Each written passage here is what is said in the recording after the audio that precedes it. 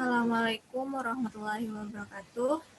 Perkenalkan, kami dari kelompok 3 akan mempresentasikan materi kami, yaitu iman, Islam, dan ihsan sebagai pilar pembentuk karakter unggul. Next.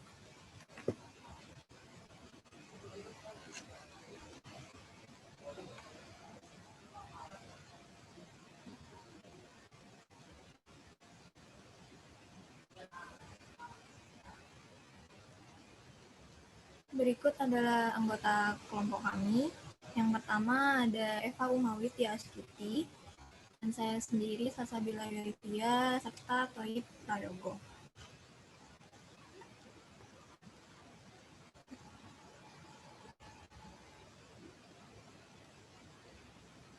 Hal yang pertama akan dibahas yaitu mengenai pengertian, urgensi, dilema iman, Islam, dan ihsan.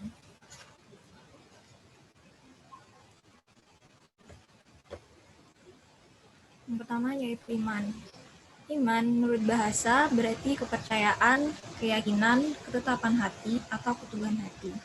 Dijelaskan juga dalam hadis Arba'in yang kedua, Malaikat Jibril pernah bertanya mengenai iman kepada Rasulullah. Lalu beliau menjawab, iman itu ialah engkau beriman pada Allah, pada malaikatnya, kitab-kitabnya, para rasulnya, hari akhir, dan engkau beriman terhadap qada dan qadar yang baik maupun yang buruk. Nah, dalam definisi ini, maka iman merupakan hal-hal yang mencakup amalan batin, yaitu keimanan atau kepercayaan terhadap Allah, malaikatnya, kitabnya, para rasulnya, hari akhir, dan juga keimanan kepada takdir. Orang yang sudah mencapai derajat keimanan, maka disebut sebagai mukmin. Nah, next.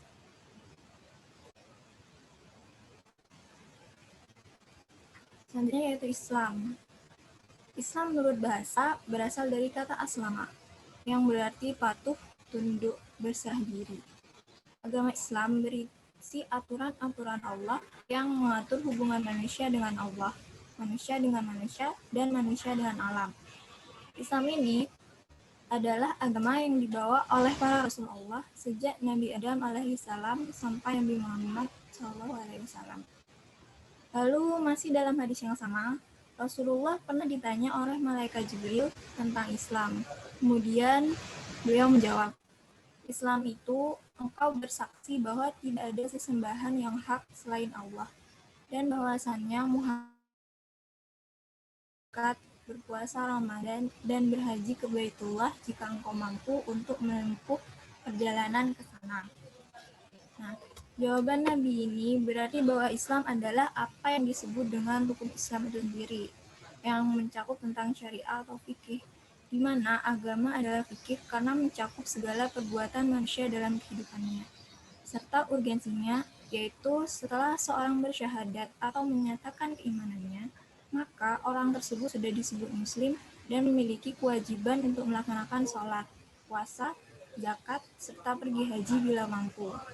Nah, saat seseorang melakukan 5 amalan ini, maka orang tersebut baru dikatakan sebagai muslim yang sempurna.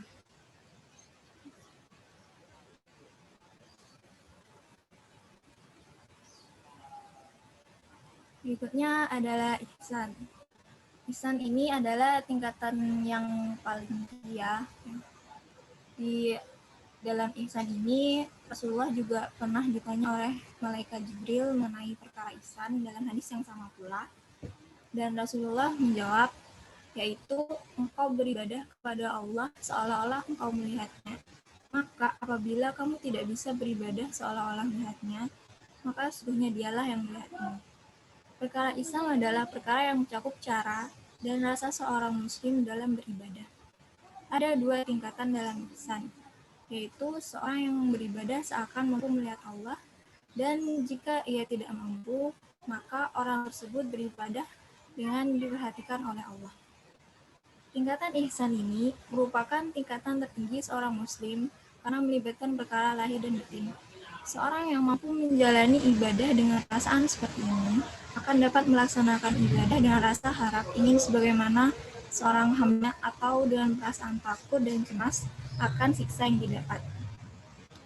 Orang yang mampu beribadah dengan perasaan tersebut akan lebih mudah mendapatkan manfaat sebenarnya dari suatu ibadah. Dan orang-orang semacam ini akan disebut dengan muhsin. Nah, derajat muhsin ini hanya akan dapat dicapai jika seorang telah menjadi muslim dan mukmin terlebih dahulu. Berikut ini adalah perbedaan antara Islam dan ihsan. Meskipun terdapat definisi yang berbeda-beda antara ketiga hal tersebut, namun saat disebutkan salah satunya maka definisi lainnya juga sudah termasuk. Misalnya, saat seorang memutuskan untuk menjadi muslim, maka orang tersebut bukan hanya melaksanakan 5 rukun Islam saja, tapi juga memutuskan untuk menjadi mukmin dengan mempercayai 6 rukun iman dan juga berusaha menjadi muslim dengan beribadah dengan sepenuh hati.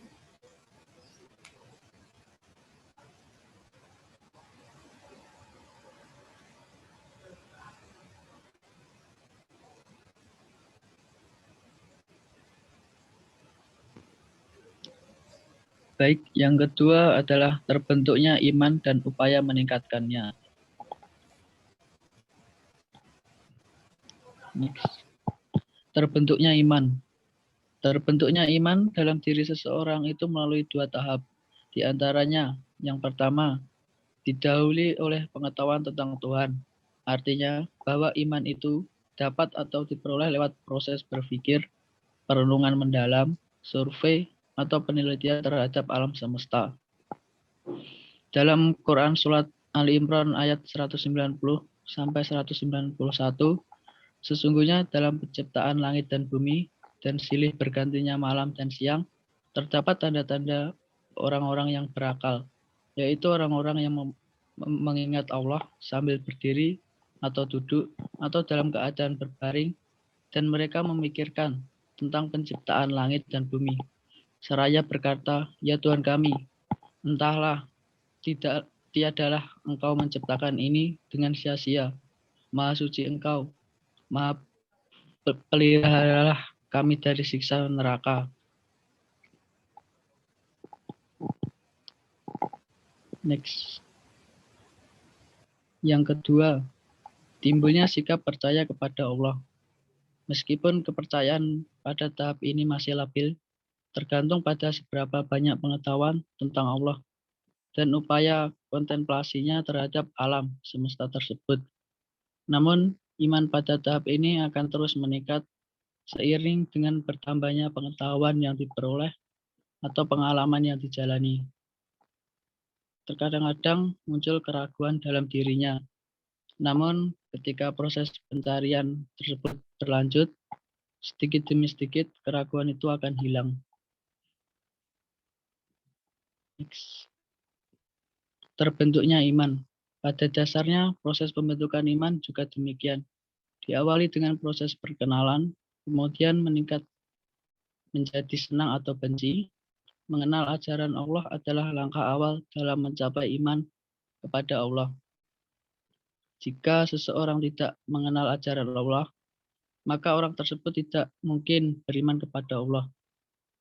Dan di samping proses pengenalan, proses pembiasaan juga perlu diperhatikan. Karena tanpa pembiasaan, seseorang bisa saja semula benci, berubah menjadi senang. Seseorang harus dibiasakan untuk melaksanakan apa yang diperintahkan Allah dan menjauhi hal-hal yang dilarangnya, agar kelak setelah dewasa menjadi senang dan terampil dalam melaksanakan ajaran-ajaran Allah. Upaya meningkatkan keimanan. Yang pertama, memperbaiki salat. Tetapi salat saja tidak cukup, melainkan membutuhkan salat yang khusyuk dan berkualitas. Itulah salat yang mencerminkan keimanan. Yang kedua, mentaburi Al-Quran. Dari mana kita bisa meyakini dan memiliki keimanan terhadap Allah? Tentu saja sumbernya adalah Al-Quran yang memberikan kita petunjuk. Untuk itu, dalam meningkatkan iman dan membaca sumbernya adalah jalan yang tepat.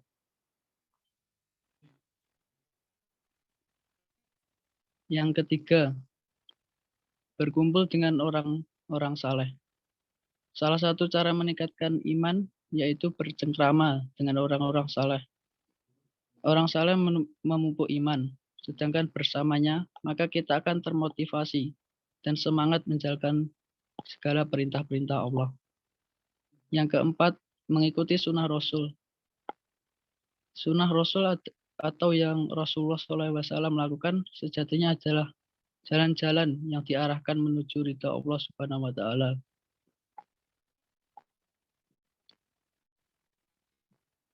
Yang terakhir adalah memperbanyak syukur dan menjauhi mengeluh. Dengan bersyukur dan menjauhi mengeluh, kita yakin bahwa Allah tidak pernah meninggalkan kita dan senantiasa membantu kita untuk mendapatkan nikmat dan rezeki.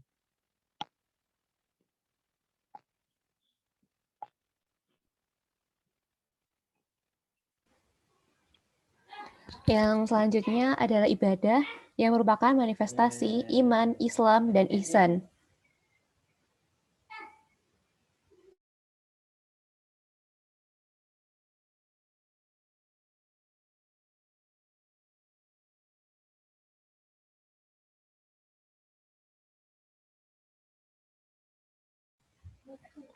Selanjutnya hakikat ibadah.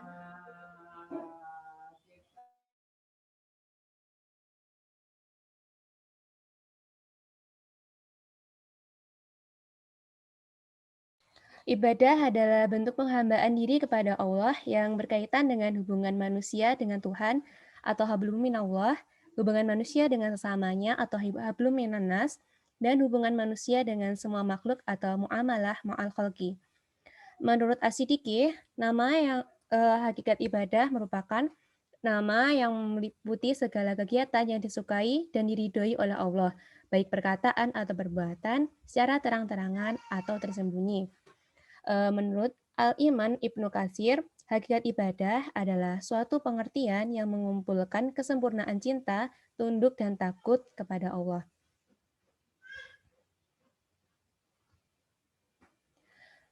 Selanjutnya adalah manfaat dari ibadah. Yang pertama, untuk menjaga keselamatan akidah, terutama terkait dengan kedudukan manusia dan Allah. Manusia sebagai hamba yang menyembah dan Allah sebagai Tuhan yang disembah. Yang kedua adalah menjaga agar hubungan antara manusia dengan Tuhan berjalan baik dan abadi atau daiman abadan. Yang ketiga, mendisiplinkan sikap dan perilaku agar etis dan religius. Sikap etis didasarkan pada paradigma sosial dan sikap religius didasarkan pada paradigma agama. Selanjutnya ada macam-macam ibadah. Ada dua, yaitu ibadah khusus dan ibadah umum. Yang pertama ibadah khusus atau ibadah mahzuh, yaitu ibadah yang pelaksanaannya telah dicontohkan langsung oleh Nabi Muhammad SAW. Tata cara, syarat, dan rukunnya telah diatur oleh agama. Kita tidak boleh mengurangi atau melebihinya sedikit pun. Pelanggaran terhadap tata cara pelaksanaan ibadah jenis ini menjadikan pelaksanaan ibadah tersebut tidak sah atau batal. Contoh, sholat, zakat, puasa, haji, azan, merawat jenazah, dan lain-lain. Yang kedua, ibadah umum atau ghair mahdhah, yaitu ibadah yang jenis dan macamnya tidak ditentukan, baik oleh Al-Quran atau sunnah Nabi Muhammad SAW, berupa perbuatan yang dibenarkan oleh agama.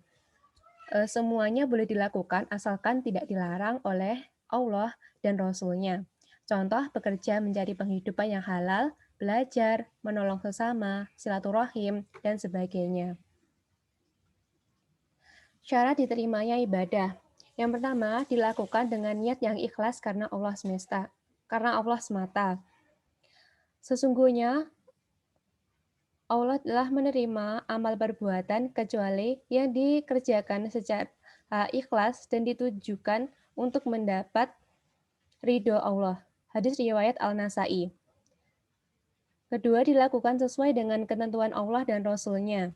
Allah berfirman, barang siapa mengharap perjumpaan dengan Tuhannya, hendaklah ia mengerjakan amal yang soleh dan janganlah ia mempersekutukan seorang pun dalam beribadah kepadanya. Quran Surat Al-Kahfi ayat 110. Selanjutnya, sholat yang merupakan ibadah utama dan istimewa.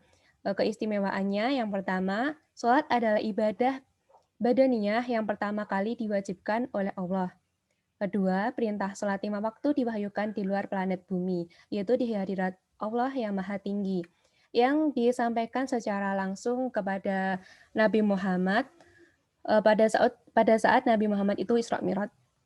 Yang ketiga, sholat adalah tiang agama. Keempat, dengan sholat seseorang dapat terhindar dari perbuatan jahat karena merasa takut kepada Allah dan malu kalau berbuat kejahatan. Yang kelima, sholat adalah ibadah yang paling keras perintahnya. Dalam kondisi bagaimanapun, selama masih ada kesadaran, ingat kepada Allah, seseorang diwajibkan melakukan sholat 5 waktu. Yang keenam, sholat adalah amal perbuatan manusia yang pertama kali diperhitungkan atau dihisab oleh Allah. Dan semua amal yang lain bergantung pada hasil perhitungan sholatnya. Yang ketujuh, sholat adalah wasiat terakhir semua nabi kepada umatnya. Kedelapan, sholat adalah saat yang paling dekat antara hamba dengan Allah, yaitu saat hamba bersujud dalam sholatnya. Yang kesembilan, sholat adalah media untuk memohon pertolongan kepada Allah. 10. Sholat adalah wujud rasa syukur manusia kepada Allah atas anugerah nikmatnya yang tak terhingga banyaknya. Yang terakhir, sholat menjadi syarat pertama dari kebahagiaan orang-orang beriman yang akan menjadi pewaris surga dalam kehidupan akhirat nanti. Terima kasih, sekian dari kami. Apabila ada salah kata dari kami mohon maaf. Wassalamualaikum warahmatullahi wabarakatuh.